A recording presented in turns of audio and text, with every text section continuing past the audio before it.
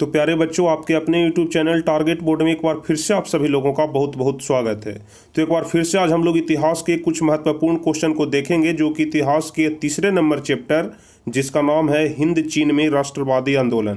तो हिंद चीन में राष्ट्रवादी आंदोलन चैप्टर से ही संबंधित हम आपको कुल 20 महत्वपूर्ण ऑब्जेक्टिव क्वेश्चन बताएंगे।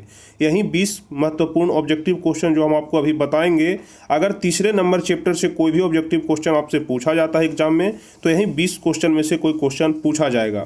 तो चलिए हम वीडियो को शुरू करते हैं और आपको बारी बारी से एक एक प्रश्न का उत्तर बहुत ही सरल भाषा में बारीकी से समझा करके बताते हैं। तो चलिए, यदि आप लोग चैनल पर नए हैं तो जल्दी से चैनल को सब्सक्राइब कर लीजिए, ताकि आगे के भी सभी वीडियो का नोटिफिकेशन आपको मिल सके। और यदि वीडियो पर नए हैं तो वीडियो को जरूर लाइक कर दीजिएगा। तो चलिए हम लोग सबसे पहला नंबर क्वेश्चन से शुरू करेंगे। तो सबसे पहला नंबर क्वेश्चन कह रहा है कि हिंद चीन क्षेत्र में कौन से देश आते हैं? बताइए, हिंद चीन क्षेत्र में कौन से देश आते हैं? ऑप्शन ए है चीन, वियतनाम और लाओस, बी है हिंद, चीन और वियतनाम, सी नंबर ऑप्शन है कंबोडिया, वियतनाम और लाओस, और डी है कंबोडिया, वियतनाम, चीन और थाईलैंड। बताइए पहला का कौन सा ऑप्शन सही होगा? तो ध्यान रखिएगा, इसमें पहला का सी नंबर ऑप्शन सही हो जाएगा कि हिंद चीन में कंबोडिया आता है, वियतनाम आता है और लाओस आता है। यही जो 3 देश हैं यह हिंद चीन क्षेत्र के अंतर्गत में आते हैं, इसलिए पहला का सी नंबर ऑप्शन सही होगा। चलिए दूसरा नंबर क्वेश्चन हम लोग देख लेंगे, जो कि काफ़ी महत्वपूर्ण क्वेश्चन है। अंकोर वाट का मंदिर कहाँ स्थित है? बताइए दूसरा नंबर क्वेश्चन, अंकोर वाट का मंदिर कहाँ स्थित है? 2012 में भी पूछा गया, दोनों सेट में पूछा गया, उसके अलावा 2015 में और 2019 में भी यह क्वेश्चन पूछा गया है। तो बताइए, काफ़ी आसान क्वेश्चन है, अंकोर वाट का मंदिर कहाँ स्थित है? तो आप लोग ध्यान रखिएगा, अंकोर वाट का मंदिर कंबोडिया में स्थित है। दूसरा का डी नंबर ऑप्शन सही हो जाएगा। अब तीसरा नंबर क्वेश्चन देखेंगे, जो कि काफ़ी ज़्यादा महत्वपूर्ण है। हिंद चीन पहुंचने वाले प्रथम व्यापारी कौन थे? यह क्वेश्चन काफ़ी ज़्यादा महत्वपूर्ण है आप लोग के एग्जाम के दृष्टिकोण से, क्योंकि 2016, 2018 और 2020 में पहले भी यह पूछा जा चुका है। तो बताइए, हिंद चीन पहुंचने वाले प्रथम व्यापारी कौन थे? तो आप लोग ध्यान रखिएगा, हिंद चीन पहुंचने वाले प्रथम व्यापारी पुर्तगाली थे। तीसरा का सी नंबर ऑप्शन यहाँ पर सही होगा। हिंद चीन पहुंचने वाले प्रथम व्यापारी कौन थे? तो पुर्तगाली थे। अब चलिए चौथे नंबर क्वेश्चन की तरफ हम लोग बढ़ जाएंगे। हिंदी चीन में बसने वाले फ्रांसीसी कहे जाते थे। जो भी फ्रांसीसी हिंदी चीन में बस जाते थे उनको क्या बोला जाता था? बताइए, हिंद चीन में बसने वाले फ्रांसीसी को क्या कहा जाता है? तो ध्यान रखिएगा, हिंद चीन में बसने वाले फ्रांसीसी को कोलोन कहा जाता है। चौथा का सी नंबर ऑप्शन सही होगा, ध्यान रखिएगा, कोलोन कहा जाता है। पांचवा नंबर क्वेश्चन हम लोग देख लेंगे, नरोत्तम सिंहानुक कहाँ के शासक थे? काफ़ी महत्वपूर्ण क्वेश्चन है। बताइए पांचवा नंबर क्वेश्चन, नरोत्तम सिंहानुक कहाँ के शासक थे? वियतनाम के, कि लाओस के, कि थाईलैंड के, कि कंबोडिया के? बताइए पांचवा का कौन सा ऑप्शन सही होगा? तो आप लोग ध्यान रखिएगा, नरोत्तम सिंहानुक कंबोडिया के शासक थे। पांचवा का डी नंबर ऑप्शन सही होगा। नरोत्तम सिंहानुक कहाँ के शासक थे? तो कंबोडिया के शासक थे। अब छठा नंबर क्वेश्चन हम लोग देख लेंगे, the history of the loss of Vietnam किसने लिखा है? यह वाला क्वेश्चन भी आपके एग्जाम के लिए काफ़ी ज़्यादा महत्वपूर्ण है। The history of the loss of Vietnam किनके द्वारा लिखा गया है? बताइए छठा का कौन सा ऑप्शन सही होगा? हम आपको बहुत बार यह क्वेश्चन पहले भी बता चुके हैं, तो आप लोग ध्यान रखिएगा, the history of the loss of Vietnam फान बोई चाउ के द्वारा लिखा गया है। किनके द्वारा? तो फान बोई चाउ के द्वारा लिखा गया है। अब चलिए सातवां नंबर क्वेश्चन से हम लोग शुरू करेंगे। तो सातवां नंबर क्वेश्चन कह रहा है, मार्च 1946 ईस्वी में जो समझौता हुआ था फ्रांस और वियतनाम के बीच में, उस समझौते को किस नाम से जाना जाता है? बताइए सातवां का कौन सा ऑप्शन सही होगा? तो ध्यान रखिएगा, उस समझौते को हनोई समझौता के नाम से जाना जाता है।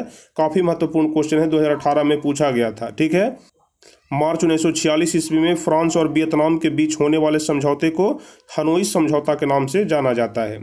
अब आठवां नंबर क्वेश्चन कह रहा है, किस प्रसिद्ध दार्शनिक ने एक अदालत लगा करके अमेरिका को वियतनाम युद्ध के लिए दोषी करार दिया?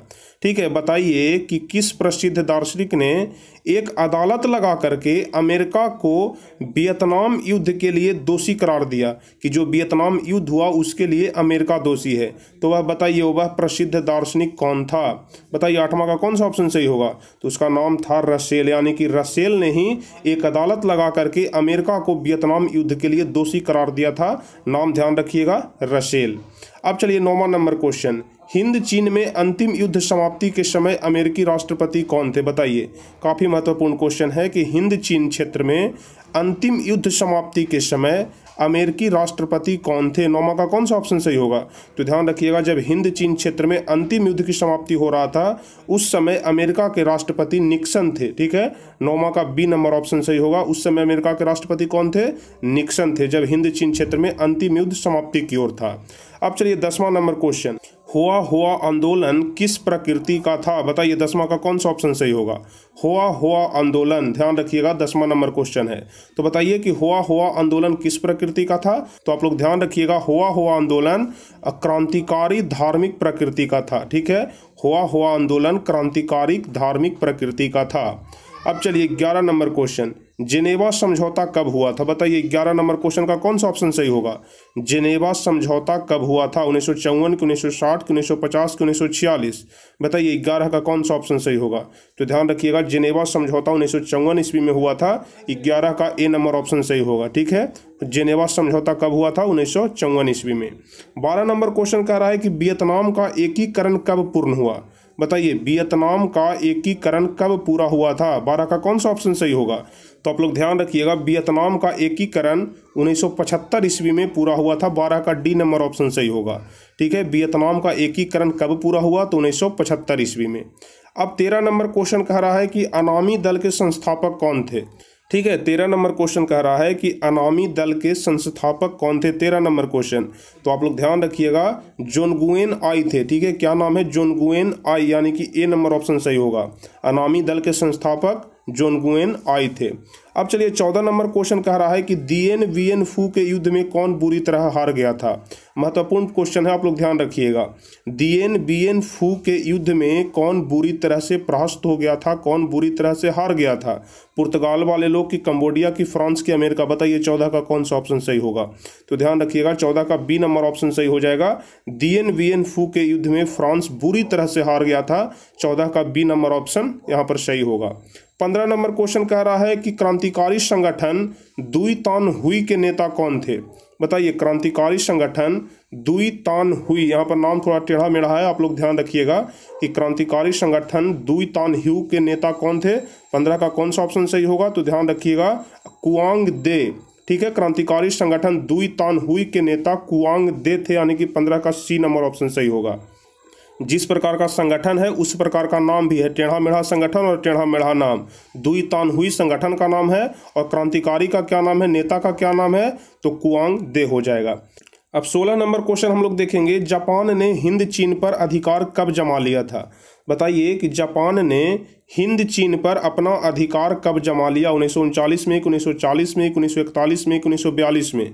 16 का कौन सा ऑप्शन सही होगा? तो ध्यान रखिएगा, जापान ने हिंद चीन पर अपना पूरा अधिकार 1940 ईस्वी में जमा लिया था। 16 का बी नंबर ऑप्शन यहाँ पर सही होगा। ठीक है, जापान ने हिंद चीन पर अपना अधिकार 1940 ईस्वी में जमा लिया था।